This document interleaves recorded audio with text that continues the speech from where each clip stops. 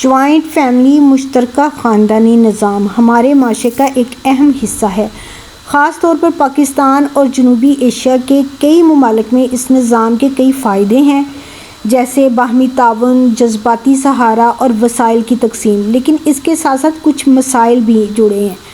تو آئیے ان مسائل کا ہم ممکنہ حل تلاش کرتے ہیں سادہ سے انداز میں۔ السلام علیکم، کیسے ہیں جی آپ سب لوگ؟ امید ہے کہ آپ سب لوگ ٹھیک ٹھاک ہوں گے، خوش باش ہوں گے۔ اللہ تعالیٰ ہمیشہ آپ کو خوش رکھے۔ سب سے پہلے آپ نے کر لینا میرے چینل کو سبسکرائب، ویڈیو کو لائک، کمنٹ اور اچھے کمنٹ کیا کریں، شیئر کیا کریں اور اپنا فیڈ بیک ضرور دیا کریں۔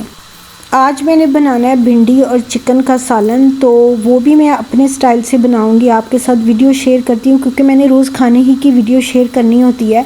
تو آج میرے ہسبینڈ نے کہا ہے کہ تم نے اس میں وہ پیاز اور ٹماٹر نہیں ڈالنے، صرف بھنڈیاں فرائی کر کے ڈالنی ہیں۔ ان کو یہ بڑی پسند ہے لیکن مجھے اتنی اچھی نہیں لگتی، مجھے پیاز اور ٹماٹر والی بھنڈی زیادہ اچھی لگتی ہے، لیکن آج انہوں نے کہہ دیا تھا تو میں نے کہا چلے کوئی بات نہیں، آج ان کی فرمائش کا بنا لیتے ہیں۔ یہ بھی مزے کا بنتا ہے لیکن بہت ہی کم سالن بنتا ہے، بالکل تھوڑا سا ہو جاتا ہے۔ آپ کو پتہ ہے بھنڈی فرائی ہو کے کتنی تھوڑی سی رہ جاتی ہے، ذرا پیاز ٹماٹر ڈالیں نا تو اچھی کوانٹٹی بن جاتی ہے سالن کی، لیکن اب انہوں نے فرمائش کر دیا تو چلیں ساتھ ساتھ سالن بناتے ہیں اور ساتھ ساتھ اپنا ٹاپک بھی ڈسکس کرتے ہیں۔ جوائنٹ فیملی میں رہنا نہ مکمل طور پر آسان ہے اور نہ ہی مشکل۔ یہ سب اس بات سے اس کا تعلق ہے کہ افراد کس طرح ایک دوسرے کے ساتھ برتاؤ کرتے ہیں، سلوک کرتے ہیں۔ اگر احترام، صبر اور سمجھداری سے کام لیا جائے تو یہی نظام ایک مضبوط اور خوشحال خاندان کی بنیاد بن سکتا ہے۔ اگر آپ بھی مشترکہ خاندانی نظام میں رہتے ہیں یا کبھی رہے ہیں تو یہ ویڈیو آپ کے لیے بہت اہم ہے، کیونکہ آج ہم نہ صرف مسائل کی بات کریں گے بلکہ ان کے عملی اور حقیقت پسندانہ حل بھی ڈسکس کریں گے۔ سب سے پہلے یہ سمجھ لیتے ہیں کہ جوائنٹ فیملی کیا ہوتی ہے۔ جوائنٹ فیملی ایک ایسا نظام ہے جہاں ایک ہی چھت کے نیچے کئی نسلیں اکٹھی رہتی ہیں، جیسے والدین، بیٹے، بہوئیں، بچے اور کبھی کبھار چچا تایا وغیرہ بھی ساتھ ہی رہتے ہیں۔ یہ نظام محبت، تعاون اور ایک دوسرے کے سہارے پر قائم ہوتا ہے، لیکن وقت کے ساتھ ساتھ اس میں کئی چیلنجز بھی پیدا ہو جاتے ہیں۔ اب جو لوگ جوائنٹ فیملی میں رہتے ہیں وہ تو یہ بات سمجھتے ہیں کہ جوائنٹ فیملی کے بھی بہت سارے مسائل ہوتے ہیں۔ مسئلہ نمبر 1 ہے ذاتی آزادی کی کمی۔ جوائنٹ فیملی میں سب سے بڑا مسئلہ یہی ہوتا ہے کہ آزادی نہیں ہوتی آپ کو۔ آپ کیا پہنیں گے، کہاں جائیں گے، کس سے ملیں گے، ہر چیز پر کوئی نہ کوئی رائے ضرور دیتا ہے۔ خاص طور پر نئی شادی شدہ جو جوڑی ہوتی ہے اس کو یہ مسئلہ بڑا فیس کرنا پڑتا ہے۔ مسئلہ نمبر 2 یہ ہوتا ہے کہ آپ کی پرائیویسی بالکل نہیں رہتی۔ جوائنٹ فیملی میں اپنا ذاتی وقت یا اسپیس حاصل کرنا مشکل ہو جاتا ہے۔ ہر وقت کوئی نہ کوئی آس پاس ہوتا ہے جس سے انسان ذہنی طور پر تھک جاتا ہے، اسے سمجھ نہیں آتی کہ وہ اپنے لیے ایک علیحدہ سے وقت کیسے نکالے۔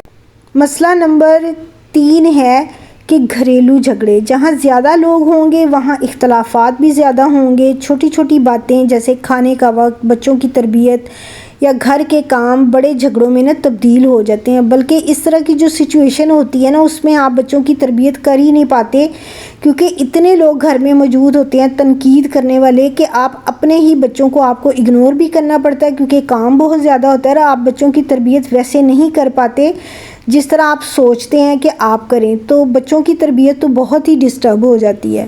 مسئلہ نمبر 4 ہے مالی مسائل۔ اگر 1 یا 2 افراد ہی کما رہے ہوں تو پورے گھر کا خرچ اٹھانا مشکل ہو جاتا ہے، اور پھر شروع ہوتا ہے کس نے کتنا دیا، کون زیادہ خرچ کر رہا ہے، کون کم دے رہا ہے، کون زیادہ کما رہا ہے۔ اس طرح کے مسائل جوائنٹ فیملی میں بہت ہی زیادہ جنم لیتے ہیں۔ مسئلہ نمبر 5 ذمہ داریوں کی غیر منصفانہ تقسیم۔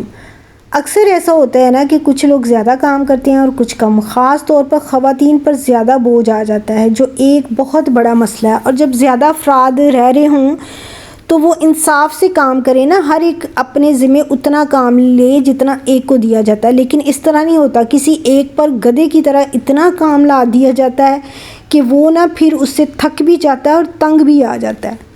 اچھا، جوائنٹ فیملی میں یہ جتنے بھی مسئلے ہوتے ہیں یہ سارے مسائل صرف وقتی نہیں ہوتے بلکہ ان کے گہرے اثرات ہوتے ہیں۔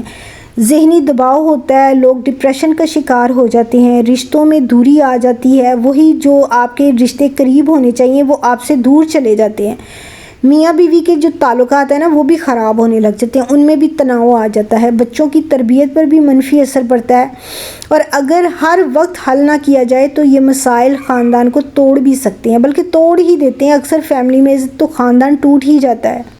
اب آتے ہیں بہت ہی اہم بات پر کہ اس کا حل کیا ہے، کیونکہ جوائنٹ فیملی کے بہت زیادہ مسائل ہوتے ہیں، تو اگر ہم ان کا کوئی اچھا سا حل نکالیں تو پھر خاندان جڑ کے بھی رہتا ہے اور پیار محبت کے ساتھ بھی رہتا ہے۔ تو حل نمبر 1 ہے کہ واضح حدود، باؤنڈریز بنائیں۔ ہر فرد کی ذاتی حدود ہونی چاہیے، مثلاً میاں بیوی کے معاملات میں غیر ضروری مداخلت نہ ہو، ہر شخص کے فیصلوں کا احترام کیا جائے۔ حل نمبر 2 ہے کمیونیکیشن بہتر بنائیں۔ بات چیت پر مسئلے کی جڑ بھی ہے اور حل بھی۔ اگر کوئی مسئلہ ہے تو اسے دل میں رکھنے کی بجائے نرمی سے بات کریں۔ حل نمبر 3 ہے پرائیویسی کا احترام کریں۔ ہر فرد کو اس کا ذاتی وقت اور اس کی ذاتی جگہ دینی چاہیے۔ یہ کوئی خود غرضی نہیں ہوتی، بلکہ ذہنی صحت کے لیے نا یہ بہت ضروری ہوتا ہے۔ حل نمبر 4 ہے کہ مالی نظام کو منظم کریں۔ گھر کا بجٹ بنائیں، سب کی آمدنی اور اخراجات کو واضح کریں تاکہ غلط فہمیاں نہ ہوں۔ حل نمبر 5 ہے کہ ذمہ داریوں کی تقسیم۔ گھر کے کاموں کو منصفانہ طریقے سے تقسیم کریں۔ کسی ایک پر زیادہ بوجھ ڈالنا جو ہوتا ہے نا، یہ ناانصافی ہوتی ہے۔ یہ میرے ساتھ جب میں جوائنٹ میں رہتی تھی نا، میرے ساتھ یہ بہت ہو چکا ہے، میں نے بہت بوجھ اٹھایا ہے، اس پر بھی میں کسی دن ویڈیو بنا کے نا آپ کو بتاؤں گی۔ حل نمبر 6 ہے کہ برداشت اور صبر، یہ سب سے اہم حل ہے، اور یہ ہمیں صبر تو ہر چیز میں بہت ہی کرنا پڑتا ہے، خاص کر خواتین کو۔ جوائنٹ فیملی میں رہنے کے لیے برداشت بہت ضروری ہے۔ ہر انسان مختلف ہوتا ہے اور ہمیں یہ قبول کرنا ہوگا کہ سب کا مزاج، سب کی طبیعت مختلف ہے۔ حل نمبر 7 ہے علیحدہ رہنا کب ضروری ہے۔ اگر حالات بہت خراب ہو جائیں اور سکون ختم ہو جائے تو الگ رہنا بھی ایک حل ہو سکتا ہے، لیکن یاد رکھیں کہ الگ رہنا نا رشتہ ختم کرنا نہیں ہوتا۔ جوائنٹ فیملی کے صرف مسائل ہی نہیں بلکہ فائدے بھی ہوتے ہیں، وہ فائدے بھی ہم نے دیکھنے ہیں کہ اس میں ہمیں کیا فائدہ ہوتا ہے۔ سب سے پہلا فائدہ ہے مشکل وقت میں سپورٹ ہمیں مل جاتی ہے، بچوں کی بہتر دیکھ بھال ہو جاتی ہے۔ دیکھیں نا، جوائنٹ فیملی میں ہم نے کہیں آنا جانا ہو تو ہم بڑے آسانی سے جو افراد گھر پہ ہوتے ہیں نا، ان کے سپرد بچے کر کے چلے جاتے ہیں، تو یہ ہمیں فائدہ ہو جاتا ہے۔ بزرگوں کی موجودگی سے رہنمائی بھی ملتی ہے اور محبت اور اپنائیت کا ماحول بھی ہوتا ہے۔ اگر صحیح طریقے سے چلایا جائے تو یہ نظام بہت ہی خوبصورت ہو سکتا ہے۔ ہمارے اسلام نے نا جوائنٹ فیملی کو لازمی قرار نہیں دیا، لیکن اس کی حوصلہ افزائی ضرور کی ہے، خاص طور پر اس صورت میں جب اس میں نا محبت بھی ہو، احترام بھی ہو اور انصاف بھی پایا جائے۔ قرآن مجید میں اللہ تعالیٰ فرماتے ہیں کہ رشتہ داروں کے ساتھ حسن سلوک کرو۔ اس سے یہ بات واضح ہوتی ہے کہ خاندان کے افراد ساتھ جڑ کر رہنا اور ایک دوسرے کا خیال رکھنا ایک پسندیدہ عمل ہے۔ رشتہ دار کون ہوتے ہیں؟ یہی تو ہمارے رشتے ہیں۔ تو قرآن میں تو اس کی حوصلہ افزائی کی گئی ہے کہ رشتہ داروں کے ساتھ حسن سلوک کرو۔ مشترکہ خاندانی نظام میں سب سے اہم چیز ہے کہ حقوق کی ادائیگی۔ اسلام ہمیں سکھاتا ہے کہ والدین کے ساتھ حسن سلوک کرو، بہن بھائیوں کے حقوق کا خیال رکھو، بیوی کے حقوق ادا کرو اور ہر فرد کے ساتھ انصاف کرو۔ یہ سب ہمیں اسلام ہی سکھاتا ہے۔ اگر جوائنٹ فیملی میں ان اصولوں کو نظر انداز کیا جائے نا، تو پھر یہی نظام جو ہوتا ہے نا وہ مسائل کا سبب بن جاتا ہے۔ نبی کریم صلی اللہ علیہ وآلہ وسلم نے فرمایا ہے، مطلب ان کی زندگی سے بھی ہمیں بہترین مثال ملتی ہے۔ آپ صلی اللہ علیہ وسلم نے رشتہ داروں کے ساتھ حسن سلوک، صلہ رحمی اور ایک دوسرے کا خیال رکھنے کی ہمیشہ تلقین کی ہے، لیکن ساتھ ہی اسلام ہمیں یہ بھی سکھاتا ہے کہ کسی پر ظلم نہ ہو۔ اگر جوائنٹ فیملی میں کسی فرد کی عزت، آزادی یا سکون متاثر ہو رہا ہے نا، تو ایسے میں علیحدگی اختیار کرنا بھی جائز ہے۔ اسلام کا اصل پیغام یہ ہے کہ جہاں محبت، انصاف اور احترام ہو، وہی بہترین نظام ہے۔ لہٰذا اگر جوائنٹ فیملی ان اصولوں پر قائم ہونا تو یہ ایک مثالی نظام بن سکتا ہے، اور اگر ایسا نہ ہو تو ہمیں اپنے رویے درست کرنے چاہیے۔ اسلام ہمیں جوڑنے کا درس دیتا ہے، توڑنے کا نہیں۔ آخر میں بس اتنا کہنا چاہوں گی کہ جوائنٹ فیملی ایک نعمت بھی ہو سکتی ہے اور آزمائش بھی۔ یہ سب اس بات پر منحصر ہے کہ ہم اسے کیسے نبھاتے ہیں۔